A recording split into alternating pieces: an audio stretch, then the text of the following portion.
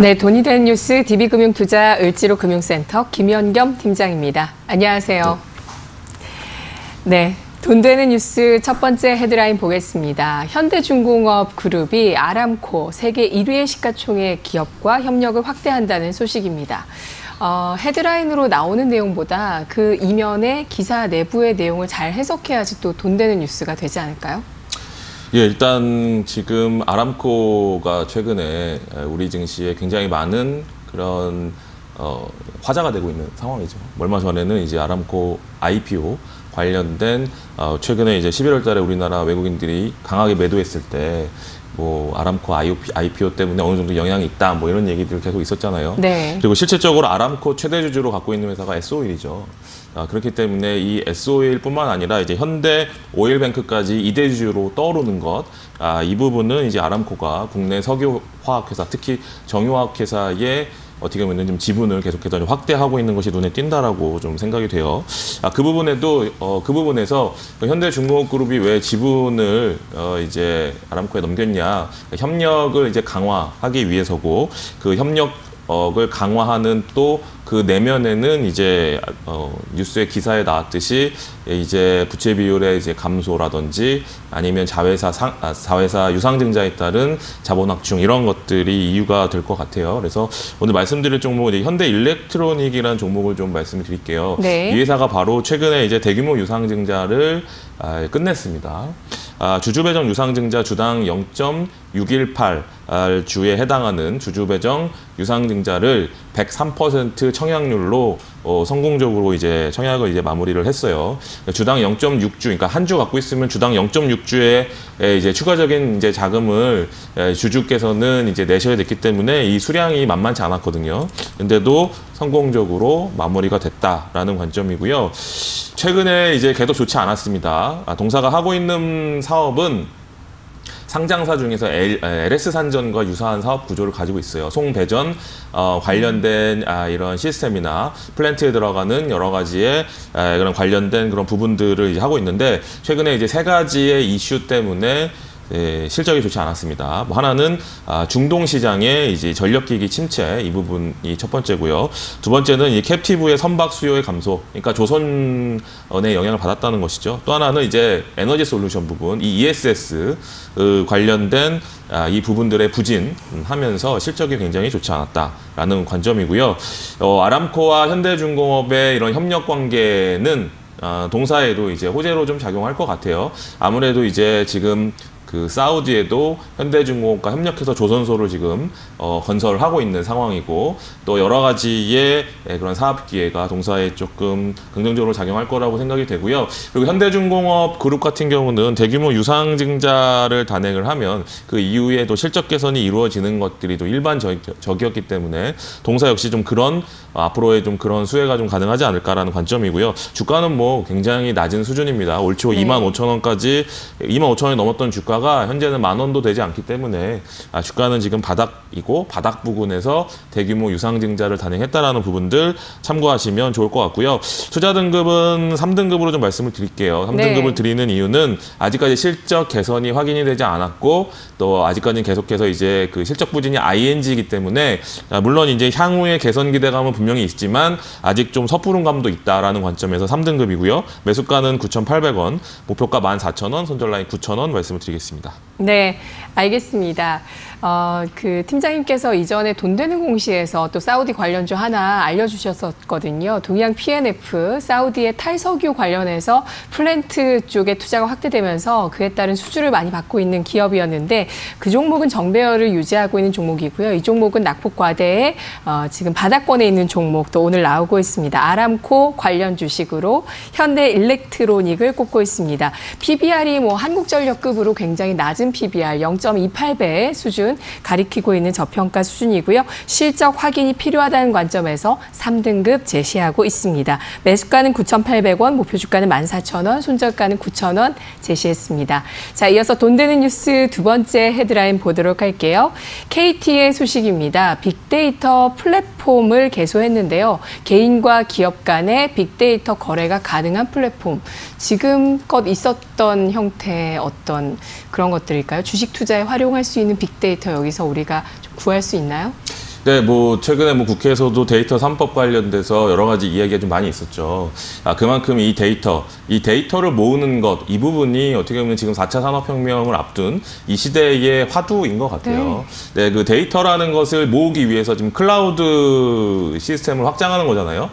그렇기 때문에 거기에 또 서버 디램이 들어가는 삼성전자, SK하이닉스가 또 수혜를 받는 것이고, 또 이런 부분들이 이제 연결이 되는 것인데, 궁극적으로 데이터를 모으는 목적은 당연히 이 사람들에게 맞춤형 소비 패턴을 분석해서 거기에 맞는 상품을 제시해서 또 수익을 올리기 위한 그런 전략 차원에서 이런 것들이 좀 벌어지는 것이죠. 그렇기 때문에 KT의 이런 뉴스는 당연히 이 수익원에 도움이 될 수 있는 부분들, 그러니까 5G로 넘어가면서 KT가 단순히 우리에게 이제 통신 요금을 걷는 그런 수익 모델 말고도 네. 그 이외의 사업 모델이 굉장히 다양해질 수 있다라는 부분들을 좀 주목해 보실 필요가 있을 것 같아요.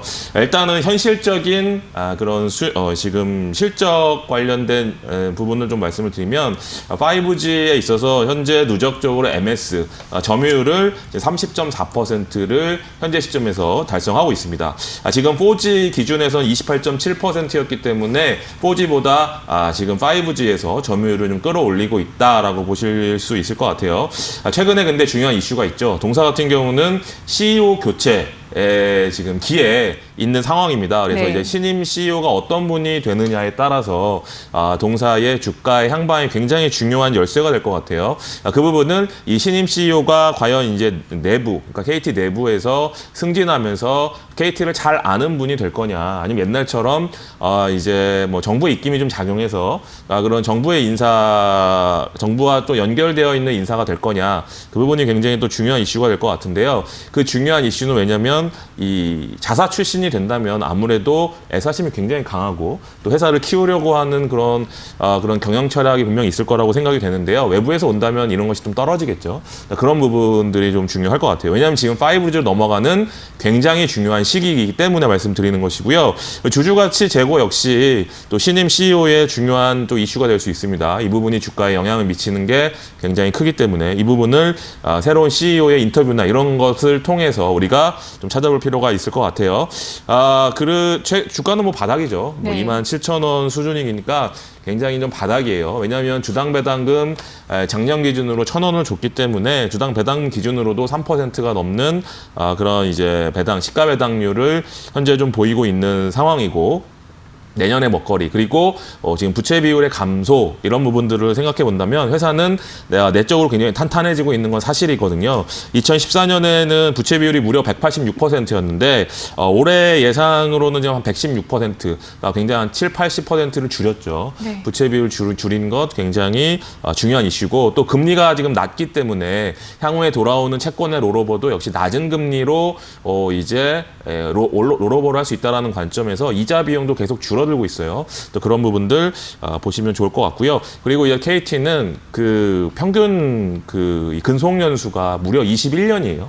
그래서 이제 이 50 이상이신 직원들이 비중이 굉장히 높거든요. 그 얘기는 거꾸로 얘기하면 앞으로 10년간 계속 이제 은퇴하시는 분들이 많이 늘어난다는 거죠. 정년퇴임이든지 아니면 희망퇴직이라든지 여러 가지 이런 부분들로 이제 은퇴를 하시면 인건비? 이 고비용, 그렇죠. 고비용에 대한 인건비 부분도 많이 낮아질 가능성이 있습니다. 왜냐하면 통신 3사 중에 지금 이제 인건비가 제일 많이 나가고 있거든요. 네. 지금 인원이 23,000명이에요.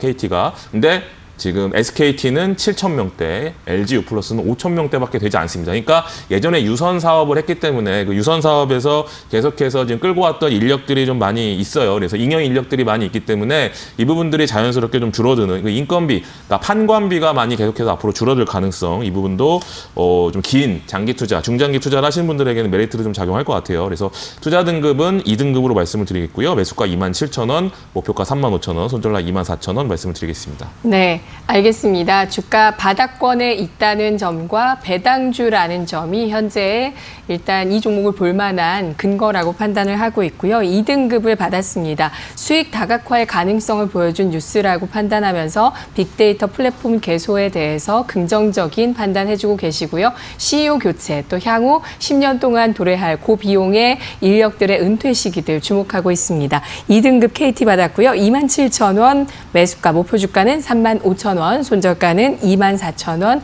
제시했습니다. 이어서 세 번째 헤드라인 보겠습니다. 뉴욕 증시가 사상 최고치를 경신하면서 국내 IT, 삼성전자, SK하이닉스가 고점 경신을 이어가고 있다는 것, 어떤 의미가 있을까요? 지난해 이맘때 제가 썼던 멘트를 다시 보니까 12월 14일에 SK하이닉스, 삼성전자 50주 신저가였어요, 그때. 굉장히 많은 악재들을 그때 반영을 했었는데 1년 동안 잘 올라왔네요. 일단 뭐 미국 시장과 거의 유사하게 주가 흐름이 이어지는 것이 이제 유일하게 좀 반도체 쪽이죠. 그중에 삼성전자, SK하이닉스가 유일하게 미국 시장을 따라가는 주식이라고 좀 할 수 있을 것 같아요. 왜냐하면 삼성전자 같은 경우는 전고점 부근에 왔는데 지난번 전고점이 지수가 2,600일 때 왔잖아요. 근데 지금은 지수가 2,200도 되지 않는데 전고점이 네. 왔단 말이죠. 네. 그러면 400포인트의 지수의 그 부분은 다른 종목들이 다 주가가 하락했겠죠. 그렇기 때문에 이 불확실성이 큰 시대에 삼성전자, SK하이닉스만큼 이제 전 세계를 헤게모니를 잡고 있는, 그러니까 한 섹터를 헤게모니 잡고 있는 그런 주식들이 우리나라에 없죠. 유일하게 있다시피 한 게 반도체인데요. 그렇기 때문에 지금 전 세계 랠리에 동참하고 있는 것도 유일하게 나타나는 부분이다라고 생각이 되고요. 오늘 뭐 DB하이텍 같은 경우는 장중에 10%가 넘게 상승하면서 계속 신고가를 내고 있죠. 이런 부분이 반도체가 지금 현재 기점에서는 가장 좋은 부분이 맞죠. 근데 제가 지금 들고 온 종목은 이 IT 반도체가 아니고요. 반대로 이제 중국 관련주를 좀 들고 왔어요. 그 이유는 네. 우리는 이제 지금 시점에 들어가는 관점이니까 내일 이제 마이크론 테크놀로지가 실적 발표가 있거든요. 그래서 저는 단기적으로 마이크론 실적 발표 때가 그러니까 끝났다는 게 아니라 네. 단기 고점. 지금 시세를 내는 단기 고점이라고 좀 생각이 되거든요. 그렇기 때문에 지금 시점에서 IT 반도체 종목을 추천드리는 건 좀 무리가 있고요. 그래서 이제 중국 관련주 중에 신세계를 좀 말씀을 드리고 싶은데 중요한 점 모멘텀이죠. 다음 주에 있을 이제 한중일 정상회담이 지금 기다리고 있고 또 내년 1월에는 또 춘절이 또 다가오고 있습니다. 네. 그리고 내년 상반기에는 시진핑 주석이 한국을 이제 국빈 방문을 추진하고 있는 상황이죠. 그러니까 이런 부분들이 다 이제 중국 관련 모멘텀을 계속해서 키울 수 있는 모멘텀이라는 점이에요. 그런 관점에서 좀 보시면 좋을 것 같고요.